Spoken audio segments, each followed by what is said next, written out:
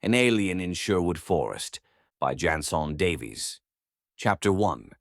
The Rift in the Red Dust. The Martian surveyor, known as Zorn, had catalogued over 3,000 planetary anomalies across the spiral arm of the Milky Way. He was precise, methodical, and utterly bored. His latest assignment, a geological scan of Earth's crust from low orbit, was supposed to be routine. But when his ship's quantum tether malfunctioned during a solar flare, space-time folded like parchment, soaked in oil. Zorn vanished from orbit. He reappeared in a forest. Not just any forest, Sherwood. The air was thick with pine and rebellion. Birds scattered as his ship, now the size of a hay cart, embedded itself in a mossy clearing. The camouflage protocol activated automatically, reshaping the vessel into a hollowed-out oak stump. Zorn stepped out, his exosuit shimmering with adaptive camouflage, his four-fingered hands twitching with recalibration. He was not alone. A dozen men in ragged green tunics surrounded him, bows drawn, eyes wide. One of them, a tall, broad-shouldered man with a lion's mane of hair, stepped forward. "I am Robin of Locksley," he said, "and you, strange creature, have trespassed in Sherwood." Zorn tilted his head. "I am Zorn, planetary surveyor of Mars. I come in peace." The men murmured. One of them, a giant with a quarterstaff, snorted. "Peace? Looks more like a devil's trick." Robin raised a hand. "Hold, Little John. If this creature speaks truth, then he is no enemy. And if he lies—" Robin's eyes narrowed. "We shall see." Zorn scanned the group. Primitive weapons, elevated cortisol, high probability of conflict. But something else, an undercurrent of justice, defiance, camaraderie. "I seek refuge," Zorn said, "and a noble purpose." Robin lowered his bow. "Then you've found both. All who fight injustice are welcome here." And so, one a summer day in the year 1202 AD, a Martian joined the merry men. Chapter 2. The Arrow That Sang. Sherwood Forest was alive with anticipation. Word had spread that Robin Hood himself would host an archery contest beneath the ancient oaks. The prize, a golden arrow, and the honor of commanding the next raid against Prince John's tax convoy. Zorn stood beside the merry men, his exosuit now adorned with a patchwork of leaves and stitched cloth, a gesture of solidarity. He had studied their customs, their weapons, their tales, but today he would test something deeper. Trust. Robin Hood stepped forward, bow in hand. "Each man shall fire 3 arrows. The farthest, truest shot wins." Little John grunted. "No magic tricks, Zorn." "I require no tricks," the Martian replied. "Only trajectory." The contest began. Will Scarlet's arrows danced through the air, striking the center ring. Much the miller's son hit a squirrel by accident, earning cheers. Robin Hood's final arrow split his own previous shaft, a feat that drew gasps and applause. Then Zorn stepped forward. His bow was unlike theirs, sleek, metallic, humming faintly. He drew an arrow that shimmered with internal guidance. The merry men leaned in. The first arrow sang. It curved mid-flight, dodged a falling leaf, and embedded itself in the exact center of the target. The second arrow pierced the first. The third vanished into the bark behind the target, reappearing moments later in the bullseye. Silence. Then uproar. Robin Hood approached, eyes wide. "You've bested me," Zorn bowed. "I offer you this bow. It cannot break. Its arrows guide themselves. Use it to protect your people." Robin accepted the gift with reverence. "You are no stranger. You are one of us." And so the legend grew, but history, as always, would forget the arrow that sang. Chapter 3. The Fire Beneath the Wrist. The challenge began with laughter. Little John, towering and broad, had grown weary of whispers that the Martian was stronger than he. "Let's settle it," he said, slamming a log onto the campfire. "Arm wrestling. Over flame." The merry men gathered, forming a ring around the blaze. The rules were simple: elbows on a flat stone, wrists above the fire. First to touch flame loses. It was a test of strength, endurance, and pain. Zorn studied the setup. Thermal exposure risk, acceptable. Robin Hood leaned in. "You don't have to do this." "I do," Zorn replied, "to be one of you." They locked hands. Little John's grip was like iron. Zorn's fingers adjusted, microservos humming beneath his skin. The fire crackled, sparks rose. The match began. At first, Little John pushed hard, veins bulging, sweat beading. Zorn held steady, his face unreadable. The flames licked closer. The stone grew hot. The crowd cheered, jeered, sang. Then Zorn spoke. "You are strong, Little John. But strength is not only muscle." With a subtle shift, he redirected pressure, using torque and leverage. Little John's arm dipped. The fire kissed his knuckles. He roared, not in pain, but in laughter. "You beat me fair," he bellowed, clapping Zorn on the back. "You're one of us now." Fire tested. The merry men erupted in cheers. Will Scarlet passed a jug of ale. Friar Tuck blessed the stone, and Robin Hood smiled, knowing that trust forged in flame would not easily break. Zorn's deeds echoed through the forest that night, louder than any legend. Chapter 4. The Naming of Greenfire. The Martian's arrival had stirred the forest like a sudden wind. By dusk, the merry men gathered around the campfire, passing roasted venison and jugs of mead, whispering about the strange visitor who spoke in riddles and glowed faintly in moonlight. Zorn sat cross-legged, his exosuit shimmering with adaptive moss tones. He had helped repair a broken cart, built a compass using magnetic stones, and translated a Latin scroll Friar Tuck had long misinterpreted. Still, his name, Zorn, clanked like armor in their ears. "We can't keep calling him Zorn," Will Scarlet said, tossing a twig into the fire. "Sounds like a sneeze." "Or a curse," muttered Much the miller's son. Little John grinned. "He beat me at arm wrestling over a fire pit. I say we call him Hot Hands."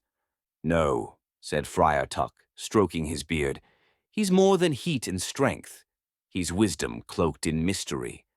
Like a prophet, Robin Hood leaned forward, eyes gleaming. "He's green like the forest, but burns like justice. He's not from this world, yet he fights for ours." The men murmured in agreement. "Greenfire," Robin declared. "That shall be his name." The Martian tilted his head. "Greenfire, a symbolic designation. I accept." The name spread like wildfire through Sherwood. Children whispered it in games. Ballads began to form, and though history would forget him, in that moment, Greenfire became mythical. Chapter 5. The Duel Beneath the Moon. Will Scarlet was the flash of Sherwood, quick with a blade, quicker with a quip. He wore crimson like defiance and danced through danger like a bard through rhyme. When Greenfire bested Little John and gifted Robin a bow, Will grew curious, then competitive. "I challenge you," Will said one moonlit night, "to a duel of blades and banter." Greenfire tilted his head. "Define parameters. First, to disarm the other. No fatal strikes, and you must answer every insult with one of your own." The merry men gathered beneath the moon, forming a circle of laughter and anticipation. Friar Tuck blessed the blades. Robin Hood watched with folded arms, amused. The duel began. Will lunged, his rapier flashing. Greenfire parried with a blade forged from Martian alloy, humming with kinetic energy. Sparks flew, leaves scattered. The forest held its breath. You fight like a drunken squirrel, Will taunted. Greenfire replied, and you speak like one. The crowd roared. Will spun, feinted, jabbed. Greenfire countered, his movements precise, almost mathematical. But then he stumbled. Will grinned, pressing the advantage. Your suit's smarter than you. Greenfire blocked the strike, and still it understands sarcasm better. Will laughed, then slipped, and Greenfire disarmed him with a flick of the wrist. Silence, then applause. Will bowed. You win, Greenfire, but I'll take the verbal victory. Greenfire nodded. Victory is shared. Style is yours. Precision is mine. From that night on, Will and Greenfire became unlikely allies, one poetic, one pragmatic. Together they would outwit guards, charm nobles, and rewrite the legends of Sherwood. Chapter 6. The Gospel According to Greenfire. The stars blinked above Sherwood like ancient eyes. Beneath their gaze, Friar Tuck sat cross-legged on a mossy log, sipping mead and pondering mysteries. Greenfire joined him, silent as moonlight, his exosuit dimmed to match the forest's hush. You've seen other worlds, Tuck said. Do they speak of God? Greenfire considered. They speak of origin, of entropy, of patterns beyond comprehension. Tuck chuckled. Sounds like theology to me. The merry men had gathered nearby, lulled by firelight and song.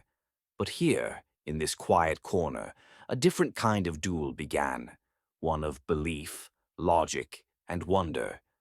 Do you believe in a soul? Tuck asked. I believe in continuity, Greenfire replied. Energy that persists, identity that adapts. Tuck nodded. And mercy? Greenfire paused. On Mars, mercy is strategic. On Earth, it appears poetic. Tuck leaned forward. And sin? Error, harm, misalignment with purpose. The friar laughed. You speak like a philosopher or a prophet. I am a surveyor, Greenfire said, but I observe and record more than terrain. They spoke for hours of creation myths, quantum loops, sacred texts, and cosmic silence. Tuck quoted scripture. Greenfire recited Martian axioms. Neither sought victory, only understanding. At dawn, Tuck stood and stretched. You may not be baptized, Greenfire, but you've baptized my mind. Greenfire nodded. And you have recalibrated mine? From that day forward, Friar Tuck called Greenfire the Martian monk, and their debates became legend among the merry men. But history, as always, would forget the gospel according to Greenfire. Chapter 7. The Shadows of Nottingham. The sheriff of Nottingham had grown paranoid.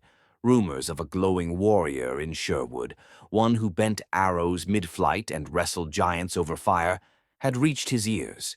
He doubled the guard, reinforced the castle, posted wanted sketches that looked suspiciously like a lizard in armor. Robin Hood gathered his merry men beneath the canopy. We need the tax records. If we expose Prince John's theft, we rally the people. I'll go, Greenfire said. I can be less visible than any of you. The plan was simple. Infiltrate the castle, retrieve the scrolls, and vanish before dawn. Greenfire's exosuit adapted to stone and shadow. His footsteps made no sound. His sensors mapped guard patrols in real time. He slipped past the gate, scaled the outer wall, and entered the archive chamber undetected. The scrolls were encoded in Latin and cipher, child's play for a Martian surveyor. He scanned them, stored the data, and planted a forged scroll implicating the sheriff in a secret alliance with foreign mercenaries. But as he exited, a guard spotted him. "Halt!" the man cried. Greenfire activated a cloaking burst, vanishing into mist. The guard fired a crossbow blindly. The bolt struck a tapestry, revealing a hidden passage, one Greenfire had already used. By dawn, the merry men had the scrolls. Robin read them aloud in the village square. The people cheered. The sheriff fumed, and Greenfire, watching from the treetops, felt something unfamiliar. Pride. That night, ballads were sung of the ghost of Nottingham, a shadow who stole truth from tyranny. But history, as always, would forget the Martian who made it possible. Chapter 8. The Rose and the Rift. Maid Marian arrived in Sherwood like a sunrise through fog, graceful, radiant, and utterly unafraid. She wore no crown, but her presence commanded reverence. A noblewoman by birth, a rebel by choice, she had long aided Robin Hood with secret maps, coded letters, and stolen coin from Prince John's coffers. When she met Greenfire, she did not flinch. "You're the one they call Greenfire," she said, circling him, "the ghost who bends arrows and vanishes into stone." "I am," he replied. "And you are Maid Marian, the strategist," she smiled, "and the skeptic." They spoke beneath the canopy, away from the others. Marian asked questions no one else dared. What did Mars look like before its silence? Did Greenfire believe in love? Could he feel beauty? "I perceive symmetry," he said, "harmony, resonance." "And me?" she asked. "You disrupt all three," he replied. "And yet, I find it compelling." Marian laughed, a sound that startled birds and softened bark. She touched his exosuit, and it shimmered, revealing the Martian beneath. Luminous skin, eyes like twin moons, a face shaped by logic and longing. "You hide well," she said, "but not from me." From that day forward, Marian and Greenfire became allies in more than war. She taught him poetry, he taught her physics. Together they designed raids that defied gravity and expectation. Robin watched with quiet approval, knowing that love, like rebellion, often bloomed in the strangest soil. But history, as always, would forget the rose who saw the rift. Chapter 9. The Raid of the Red Eclipse. The moon turned crimson. Sherwood's elders called it the Red Eclipse, a rare celestial omen said to mark the rise of justice or the fall of tyrants. Robin Hood saw it as a sign. Marian saw it as an opportunity. Greenfire saw it as a tactical advantage, reduced visibility, heightened superstition, and a perfect moment to strike. Their target, the sheriff's caravan, laden with gold, relics, and forged decrees, meant to crush dissent. Marian led the planning. "We strike at the bridge. The guards will be distracted by the eclipse. Greenfire, you disable the wheels. Robin, you take the high ground." Greenfire nodded. "I will deploy a sonic decoy. It will mimic spectral wailing. Their fear will amplify." Will Scarlet grinned. "You're terrifying. I love it." The raid unfolded as planned. As the moon darkened, Greenfire activated his device. A chorus of ghostly howls echoed through the trees. Horses bucked, guards panicked. Marian, cloaked in crimson, led the charge, her blade flashing like prophecy. Robin fired self-guiding arrows from the bow Greenfire had gifted him. Each found its mark. Will and Little John swept in from the flanks. Friar Tuck hurled holy water and insults. Greenfire disabled the caravan's wheels with a pulse burst, then extracted the gold using magnetic lift. Marian retrieved the forged decrees and replaced them with scrolls of truth, signed by nobles loyal to King Richard. By dawn, the caravan was gone. The people awoke to find gold in their baskets, justice in their hands, and rumors of a red-eyed ghost who walked through fire. The raid became legend. Ballads called it the Eclipse Rebellion. But history, as always, would forget the Martian who made it possible. Chapter 10. The Battle of Hollowmere Bridge. The sheriff's forces came at dawn, rows of armored men, war horses snorting steam, banners stitched with Prince John's crest. Their goal, crush Sherwood's rebellion once and for all. Their path, Hollowmere Bridge, the only crossing into the forest's heart. Robin Hood stood atop the ridge, bow in hand, eyes narrowed. Beside him, Greenfire calibrated a sonic disruptor, its hum barely audible beneath the wind. "They outnumber us 5-1, Will Scarlet muttered. "Then we'll make every one of ours count fivefold," Marian replied, her blade gleaming. Greenfire raised his hand. "Deploy Phase 1. From the trees, merry men launched flaming arrows into the sky. They arced, then burst mid-air, revealing nets of Martian alloy that fell like glowing spider webs, entangling the front line of cavalry. The sheriff roared, "Forward! Burn the forest if you must." But the forest fought back. Little John charged with his quarterstaff, knocking men from saddles like bowling pins. Friar Tuck hurled smoke bombs laced with pepper root and scripture. Will Scarlet danced through the chaos, blades flashing, laughter wild. Greenfire activated his suit's kinetic shield and strode into the fray. Arrows bounced off him, swords shattered. He moved like a ghost of vengeance, disabling weapons with surgical strikes, redirecting projectiles mid-flight. Then came the sheriff himself, mounted, armored, furious. "You," he snarled at Greenfire, "you're the demon they whisper of." "I am the anomaly," Greenfire replied, "and you are the error." They clashed, steel against alien alloy, fury against precision. The sheriff struck wildly. Greenfire countered with a pulse burst that shattered the man's sword and sent him sprawling. Robin fired the final arrow, one of Greenfire's self-guiding shafts. It pierced the sheriff's banner, pinning it to the bridge's stone arch. The enemy fled. The people of Nottingham emerged from hiding, cheering. The bridge was renamed Greenfire's Crossing, but the scribes, wary of alien truth, would later call it Robin's Victory. And so, the battle passed into legend. Chapter 11. The Farewell in the Fog. The forest was quiet. The sheriff had fled Nottingham. Prince John's grip had weakened. The people whispered of rebellion, of justice, of a ghost who walked among trees and turned tyranny to ash. But Greenfire knew his time was ending. His ship, still disguised as a hollowed oak, had begun to pulse. The quantum tether was stabilizing. Soon the rift would reopen, and Mars would call him home. He stood alone in the clearing, watching mist curl around the roots. Robin Hood approached, bow slung over his shoulder, eyes heavy with understanding. "You're leaving," Robin said. "I must," Greenfire replied. "My mission is complete. Earth is anomalous, beautiful, brutal." Robin nodded.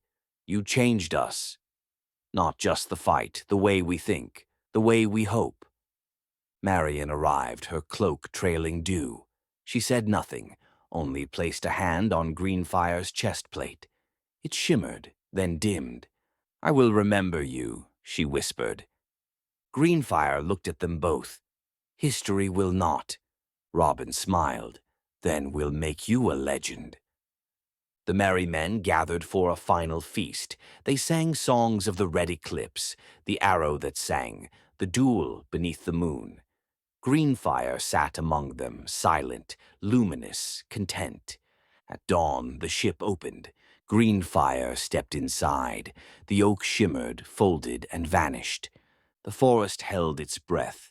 And though the tales of Robin Hood would echo through centuries, of stolen gold, noble rebellion, and impossible feats, none would speak of the Martian who made it all possible. But in Sherwood, when the mist rises and the moon turns red, some still whisper of the Martian named Greenfire. Epilogue, the forgotten flame. Centuries passed. The tales of Robin Hood endured, sung in taverns, etched in parchment, reimagined in plays and poems. Children played at Sherwood's edge, loosing imaginary arrows and shouting, "Stand and deliver." The sheriff of Nottingham became a symbol of tyranny. Robin, a symbol of resistance. But Greenfire? He faded from memory. No minstrel sang of the Martian, no tapestry bore his image. His name was lost to time, his feats absorbed into the legends of others. The arrow that curved mid-flight became Robin's, the spectral raid beneath the red moon, attributed to Marion's cunning. The unbreakable bow, a gift from the forest itself. Yet, in the quiet places, where moss grows thick and stars pierce the canopy, some still remember. A cloaked figure glimpsed in the mist, a whisper of metal in the leaves, a child's arrow that finds its mark without aim. The old folks say it's Greenfire, watching still, guarding the balance between justice and power. And on Mars, in a vault beneath the rusted plains, a single artifact glows faintly, a carved wooden token, etched with a rose and a flame. It hums when Earth turns toward Sherwood, and waits the end. Please like, comment, and subscribe. Thank you.